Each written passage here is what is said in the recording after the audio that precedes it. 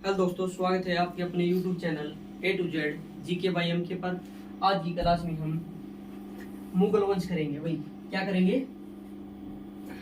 मुगल वंश। मुगल वंश कब से कब तक था? तो मुगल वंश की स्थापना 1526 ईस्वी से 1857 ईस्वी तक रहा मुगल वंश। इसकी स्थापना किसने की? ठीक है, अब ये हम पढ़ेंगे। पिछली क्लास में हमने पढ़ा था लोधी वंश।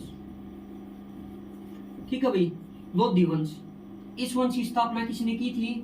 ये हमने कल पढ़ लिया था। और इस वंश का आखिरी शासक था जो इब्राहिम लोधी था। यो किसने हराया और अगला शासक कौन बना था? ठीक है, पिछली क्लास में किया था। आज की क्लास में हम करेंगे मुगल वंश। मुगल वंश। तो मुगल वंश की स्थापना किसने की भाई? मुगल वंश की स्थापना की थी बाबर ने। बाबर ने की थी स्थापना। मुगल वंश की स्थापना किसने की? बाबर ने की। ठीक है भाई, बाबर के बारे में हम थोड़ा जानते हैं कि बाबर का जन्म कब हुआ था।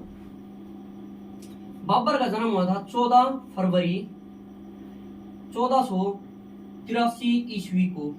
कहां हुआ था? इसका जन्म हुआ था भाई तुर्की। तुर्की में एक छोटा सा कस्बा हुआ करता था फरगना, जिसे फरगना कहा जाता था। फरगना तुर्की के फरगना में हुआ। ठीक है, इसका पिता यहाँ का फरगना का छोटा सा एक कबीला हुआ करता था, इस कबीले का शासक था भी। ठीक है, तो अब जानते हैं कि जो बाबर था, बाबर के पिता का क्या नाम था? तो बाबर के पिता का नाम था भाई, फादर का नाम यानी कि पिता का नाम था उमर शेख मिर्जा। ठीक है, इसके पिता का नाम था उमर शेख मिर्जा। ये कहां का भाई शासक था? तुर्की में एक छोटा फरगना हुआ करता था, उसका शासक था। ठीक है, कबीला था। ठीक है, और अब देखते हैं कि जो बाबर थी उसकी माँ का क्या नाम था। इसकी माता का नाम था भाई, इसकी माता का क्या नाम था? इसकी माता का नाम था कुतलुग। कुतलुग कुतलुग निगार बेगम।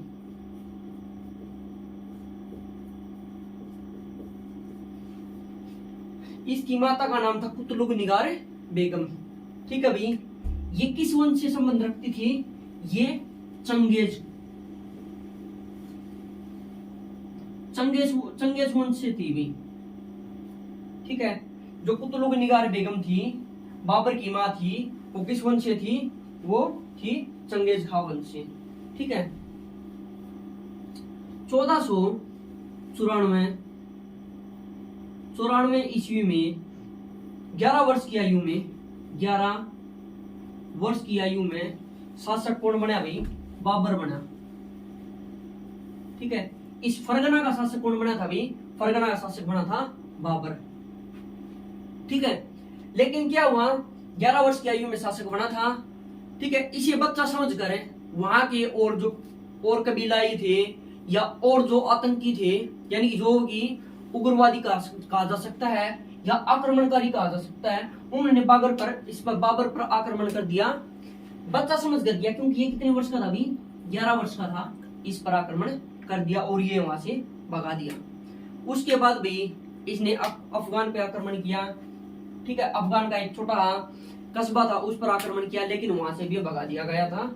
ठीक है, फिर इसने कश्मीर पर आक्रमण किया, वहां इसकी विजय हुई। और हमने पिछली क्लास में कल किया था भी, इसने फिर भारत में मेहरगढ़ के किले पर आक्रमण किया था।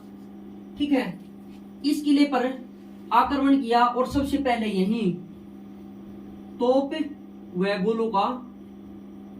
गोलों का उपयोग किया था। इसके कल 2 तोपची बताए थे। ठीक है, उनके दम पर इसने जीता था भाई। अब आगे देखो, अब आगे एक इंपॉर्टेंट क्वेश्चन ये बनता है कि जो बाबर था, इस बाबर का असली नाम क्या भाई? बाबर। इस बाबर को किस नाम से जाना जाता था? इसका नाम था जहरूद्दीन मुहम्मद बादशाह।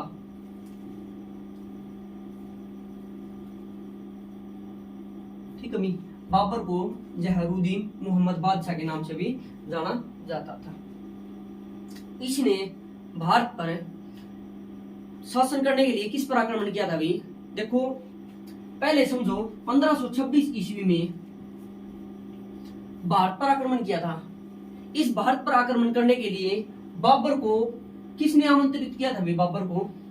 बाबर को एक तो राणा सांगा ने आमंत्रित किया था, ठीक है। एक जो इब्राहिम लोदी था उसका चचेरा भाई था, उसने आमंत्रित किया था, ठीक है। उसने कहा था कि भाई आप भारत में आओ और भारत में जो इब्राहिम लोदी है उस पर आक्रमण करो, ठीक है।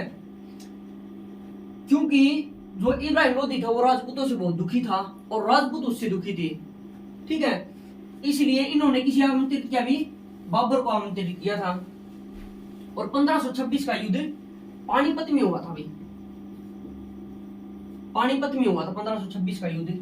इस युद्ध में राणा सांगा और जो इब्राहिम लोदी का चचेरा भाई था, इन्होंने आश्वासन दिया कि जब बाबर इब्राहिम लोदी पर आक्रमण करेगा तो हम उसका साथ देंगे। लेकिन पानीपत का जब युद्ध हुआ, जब पानीपत के मैदान में युद्ध शुरू हुआ, उस समय न तो राणा सांगा आया न इब्राहिम लोदी का चचेरा भाई आया, ठीक है। यह युद्ध किस किस के बीच में हुआ था? यह युद्ध हुआ था भी बाबर प्लस इब्राहिम लोदी के बीच में, इब्राहिम लोदी के बीच में हुआ था। इस युद्ध में बाबर की जो सेना थी, इस युद्ध में बाबर की सेना थी वो कितनी थी भी? 12,000 की, ठीक है।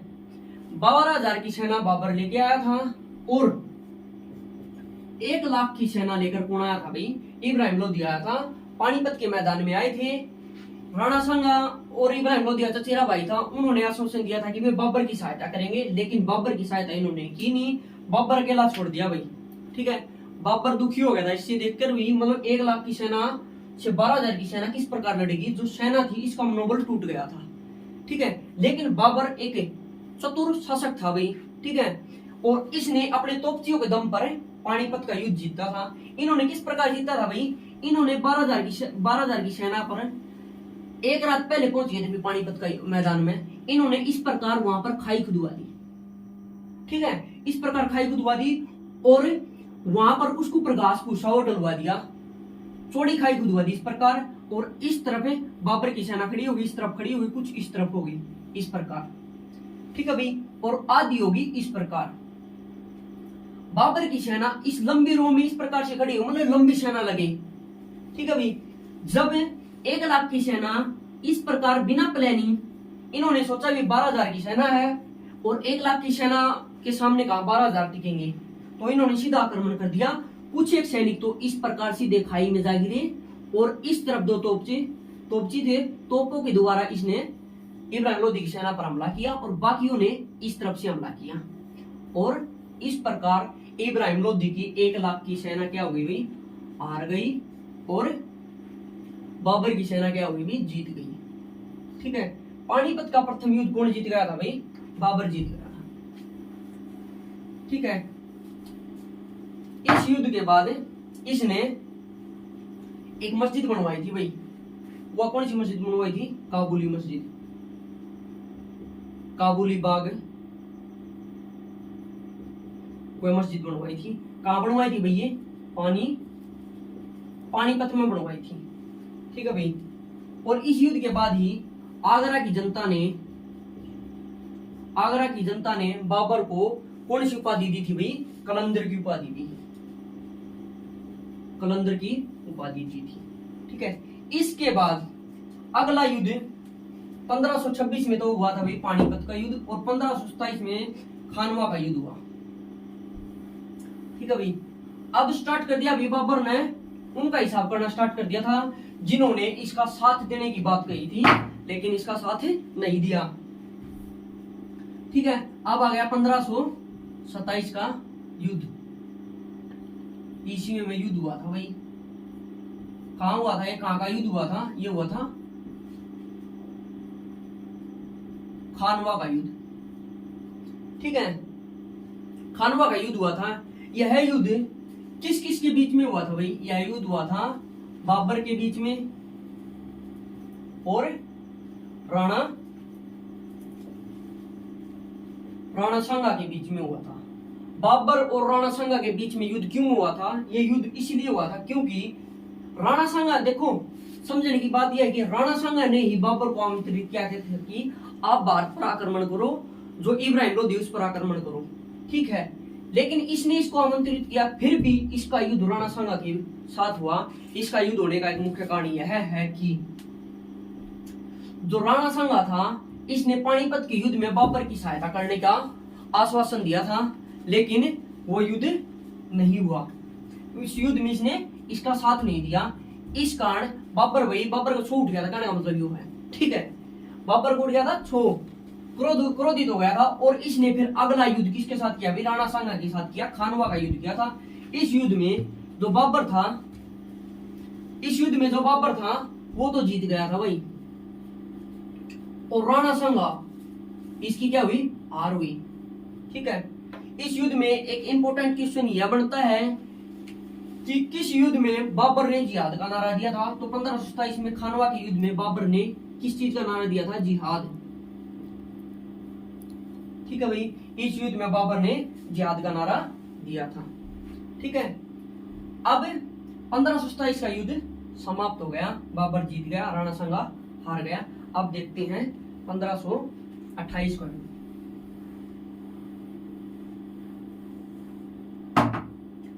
अब भाई 1528 का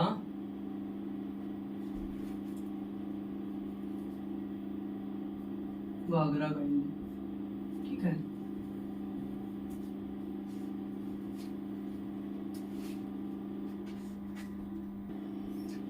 अगला युद्ध भाई 1528 ईस्वी में चंदेली का युद्ध, चंदेली का युद्ध, ठीक है भाई। ये युद्ध किस किस के बीच में हुआ था? ये युद्ध हुआ था भाई मेदिनी राय और बाबर के बीच में हुआ था भाई, ठीक है। इस युद्ध में जो मेदिनी राय था, इसकी क्या हुई भाई? हार हुई, और बाबर की जीत हुई, ठीक है भाई। बाबर की जीत हुई। इसके बाद इसमें कोई इंपॉर्टेंट बात नहीं है 1528 के युद्ध में, सिर्फ ये बात है 1528 का युद्ध कौन सा युद्ध हुआ था? चंदेली का युद्ध हुआ था। किस किस के बीच में हुआ था? मेदिनी राय और बाबर के बीच में हुआ था। इस युद्ध में किसकी हार हुई? इसमें मेदिनी राय की हार हुई, और जीत किसकी हुई? बाबर की जीत हुई। इसके बाद अगला युद्ध है भाई खानवा का युद्ध। खानवा का युद्ध कब है भाई? 1529 ईस्वी में, ठीक है भाई। यह युद्ध किस किस के बीच में हुआ था? यह युद्ध हुआ था भाई, सॉरी, घग्गर का युद्ध है भाई, घग्गर का युद्ध है।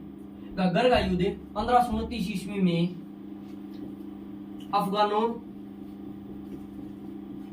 अफगानों और बाबर के बीच में हुआ था भाई,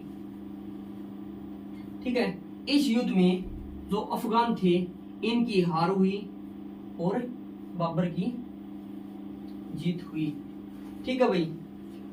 इस युद्ध के बाद 1530 ईस्वी में बाबर की मृत्यु हो गई थी भाई, ठीक है।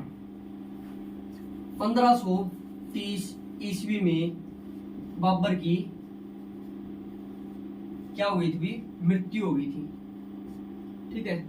बाबर को इंपॉर्टेंट क्वेश्चन यहां भी बनता है कि बाबर की मृत्यु के बाद बाबर को कहां दफनाया गया था? तो बाबर को कहां दफनाया गया था? भी आगरा में दफनाया गया था, आगरा में दफनाया गया था।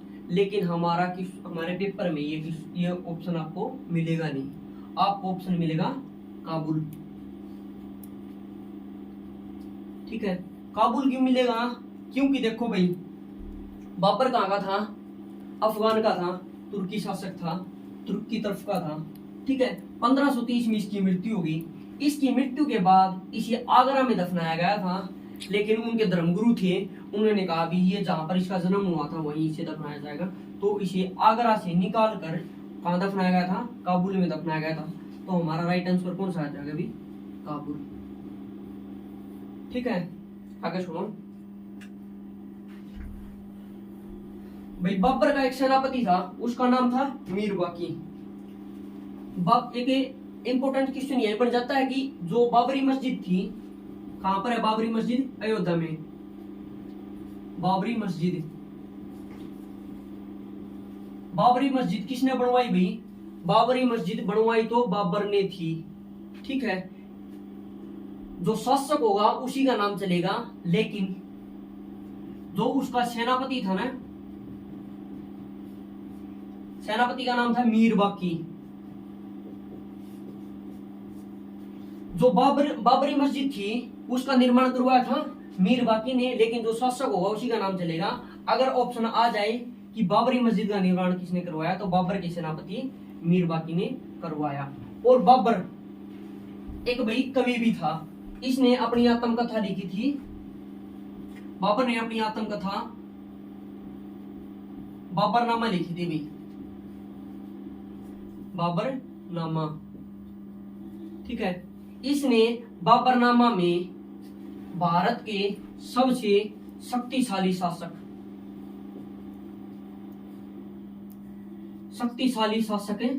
का जिक्र किया कि भारत का सबसे शक्तिशाली शासक कौन है भाई? यो है कृष्ण देव राय।